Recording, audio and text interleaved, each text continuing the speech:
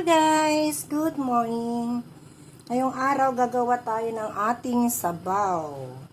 At ito ang ating sabaw na gagawin. Meron tayo ditong Japanese yamata to. Tawag dito yung mahabang mahaba. Yan. Tapos meron tayong sayote. At meron tayong corn and carrot. At syempre, meron tayong pork. Yan. At ito ang ilalagay natin. Dried na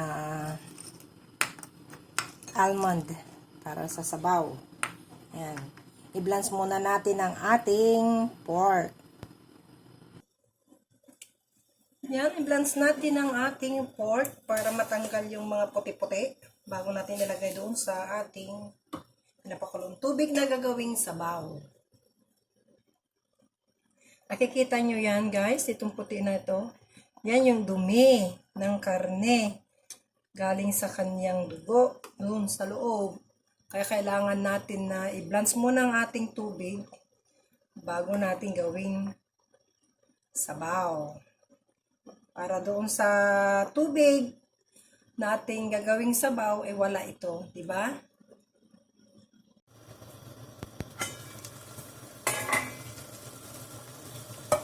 Yan, nakulo na ang ating gagawing sabaw. At itong karne, ito, rinins din natin para matanggal yung mga dumikit na puti-puti yan doon.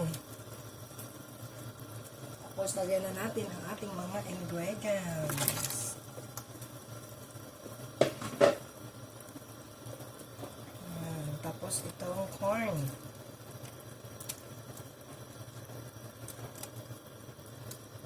Sayote at ang carrot. Yan ang ating soup for tonight. At pakulaan natin ito ng 2 hours. Para maglasa, kaya 2 hours. At itong dates at almond.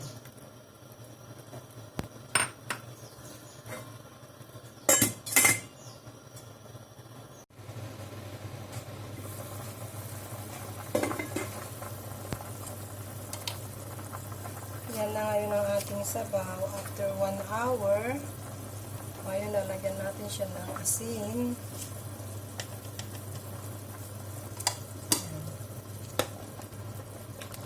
Kita nyo marami akong asin na linagay. Kasi yung asin namin hindi siya ganong kaalat. Kaya lalagyan ko siya ng 1 spoon. Yan. Sarap ng ating sabaw.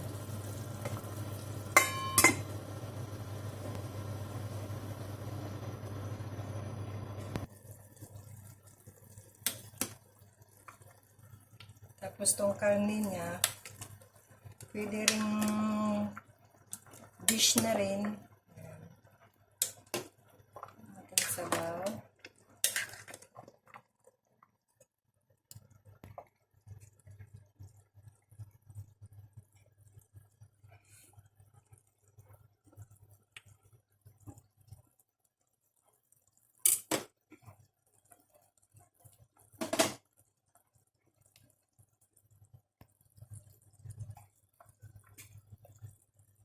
Thank you guys for watching. Bye-bye.